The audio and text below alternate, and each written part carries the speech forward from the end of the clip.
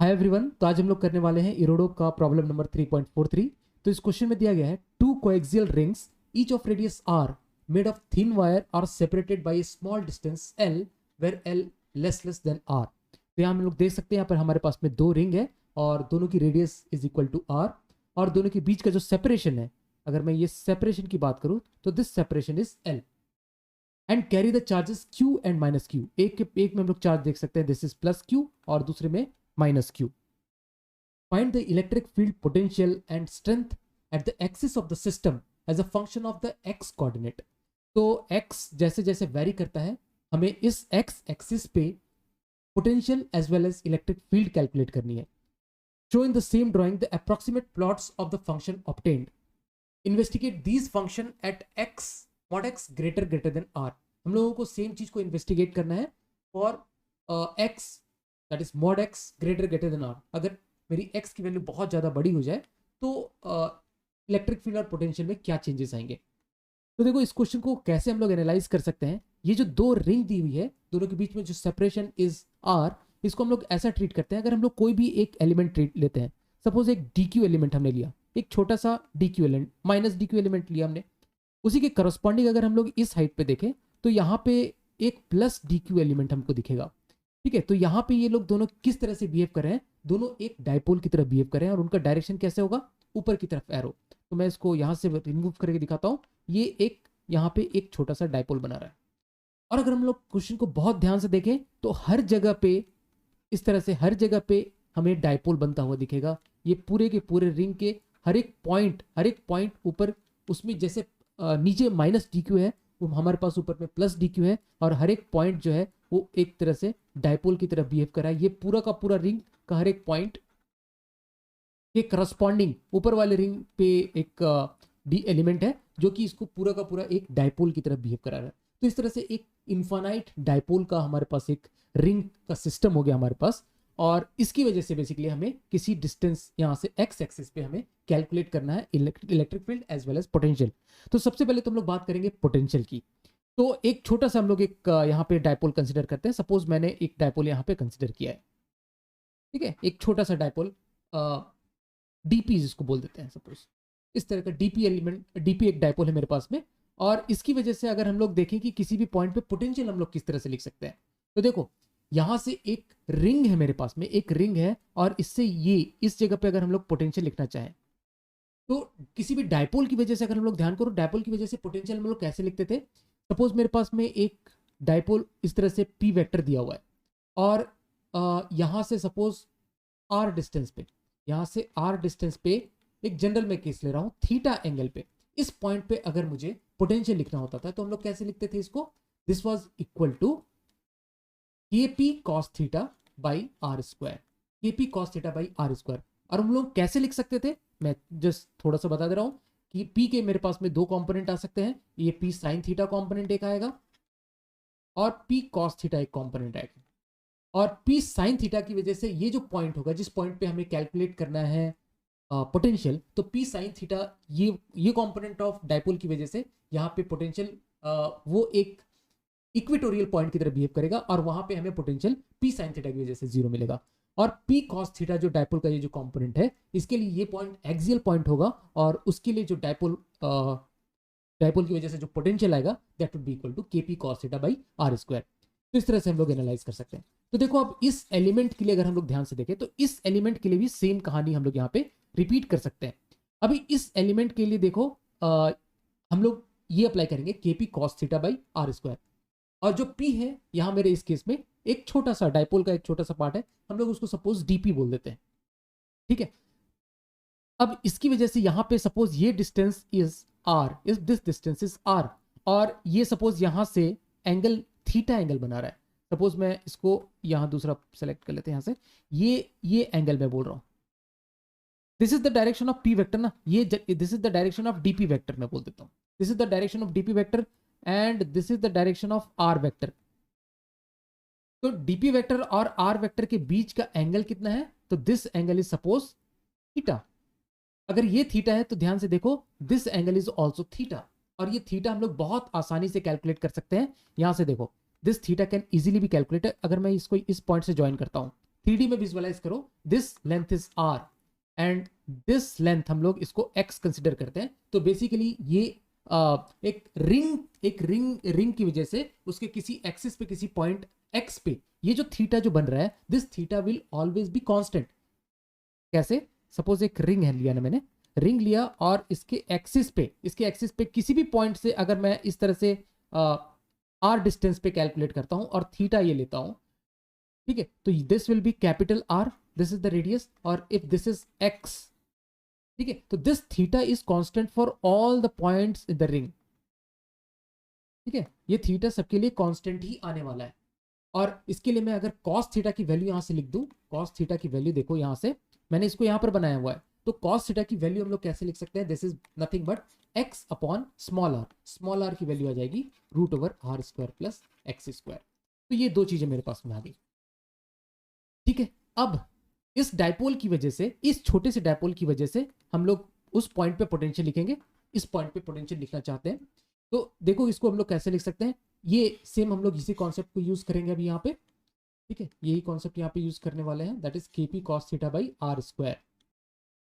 अब हम लोग इस छोटे से एलिमेंट की वजह से इस पॉइंट पे अगर हम लोग पोटेंशियल निकालना चाहें, इस छोटे से डायपोल एलिमेंट की वजह से इस पॉइंट पे अगर हम लोग पोटेंशियल लिखना चाहें, तो that will be equal to dv, हम लोग उस dv से रिप्रेजेंट करते हैं, तो that will be equal to k into p की वैल्यू आ जाएगी dp इंटू कॉस थीटा, ठीक है, into cos theta upon r²। और ये मेरे पास में r है, तो r basically r² is nothing but, अभी हमने देखा, this is √r² plus x² का होल स्क्वायर। ठीक है, तो ये हम लोग dv लिख सकते हैं।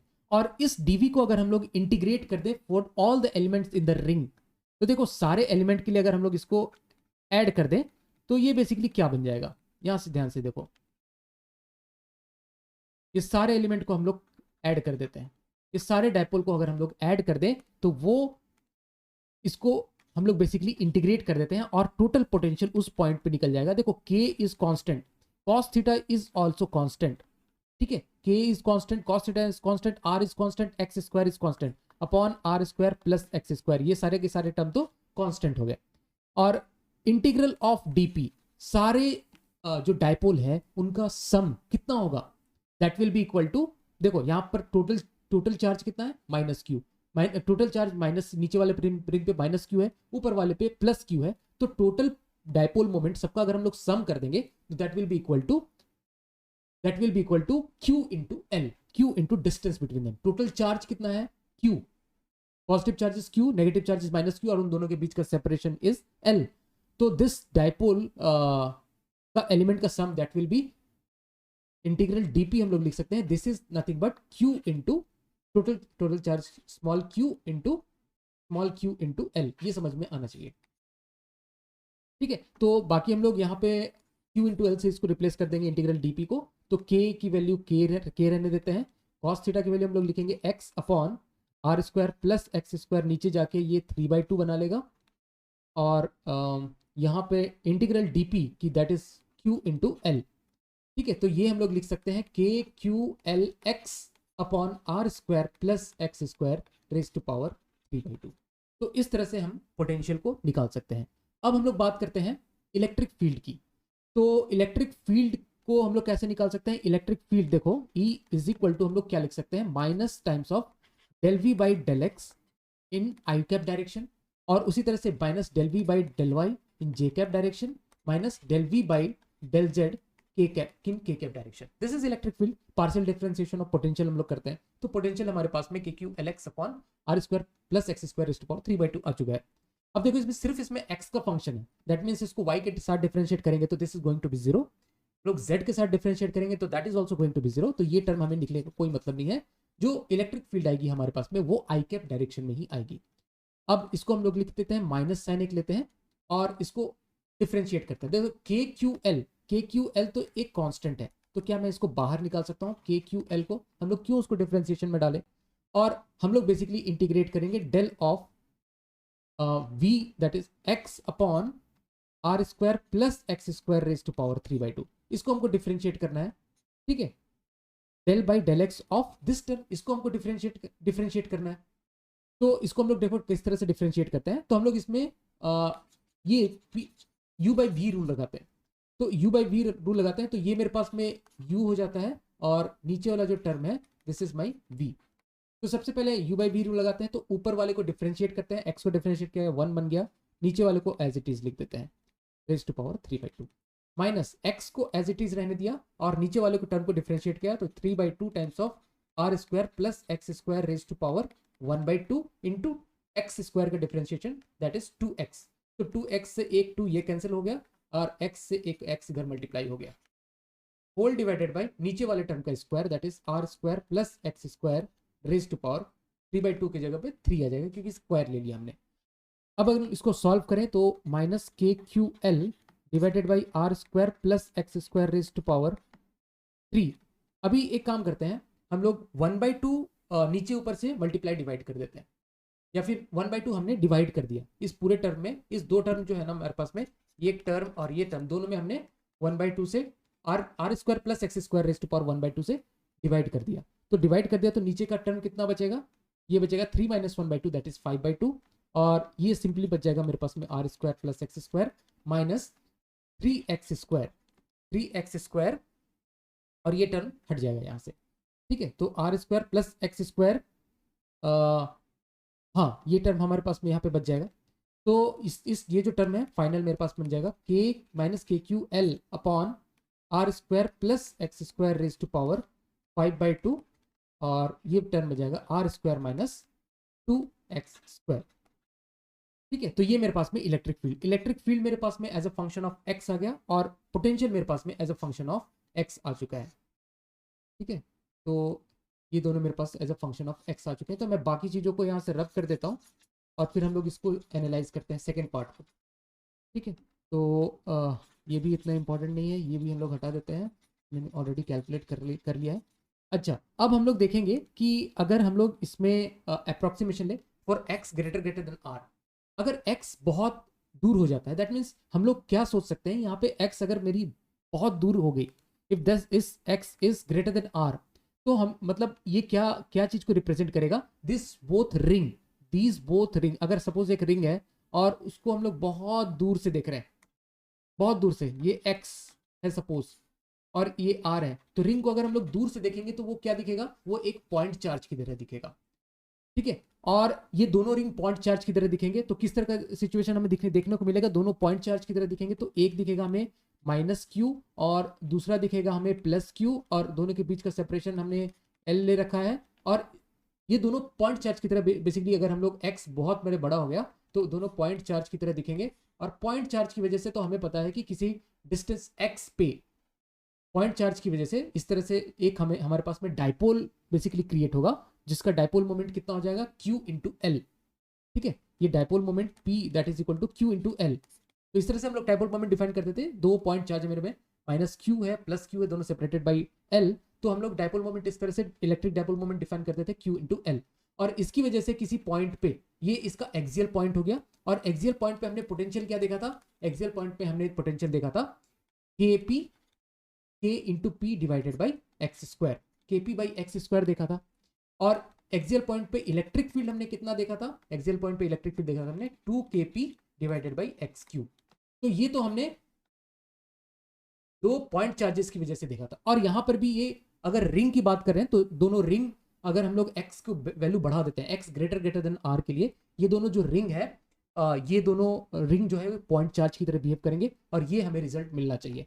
तो सेम अप्रॉक्सीमेशन हम लोग जो हमारे रिजल्ट में अगर अप्लाई करते हैं, तो देखो अगर हम लोग पोटेंशियल वाले रिजल्ट में x greater than r apply करते हैं तो r square can be neglected with respect to x square, तो ये टर्म बन जाएगा KQLX divided by r square plus X square can be approximated to x square raised to power 3/2 that is x cube. तो यहाँ से x square times cancel out हो जाएगा and q into L मतलब क्या हो गया इसका डायपोल मोमेंट, ठीक है, electric dipole moment due two point charge. तो ये हो जाएगा kp divided by x square. तो देखो सेम रिजल्ट हमने यहाँ ऑब्टेन किया हुआ है। उसी तरह से नीचे वाले में अगर हम लोग चेक करते हैं तो इलेक्ट्रिक फील्ड देखो यहाँ पर कितनी हो जाएगी, अगर r स्क्वायर को नेग्लेक्ट करते हैं with respect to X square यहाँ पे, तो ये माइनस माइनस टर्म्स कैंसिल हो जाएगा और ये बन जाएगा k इंटू 2ql, 2 को मैंने इधर ले आया, k into 2ql x square, इसका 2 मैंने इधर ले आया डिवाइडेड बाई नीचे का टर्म बन गया, आर स्क्वायर को नेग्लेक्ट कर दिया तो X square raise to power 5/2 that is X raise to power 5। तो ये एक्स क्यूब के टर्म्स में कैंसिल आउट हो जाएगा और 2QL can be written as 2P। तो 2KP divided by x cube. तो देखो ये बिल्कुल दो पॉइंट, एक पॉइंट डायपोल की तरह बिहेव कर रहा है, that is -Q + Q separated by A distance L। ठीक है, तो ये दोनों ये जो अप्रोक्सीमेशन हमने दिया for mod x greater than r, तो this ring is behaving as a point charge, ये यहाँ का टेक अवे था। तो इस क्वेश्चन को हम लोग इस तरह से एनालाइज कर सकते हैं। Thank you so much.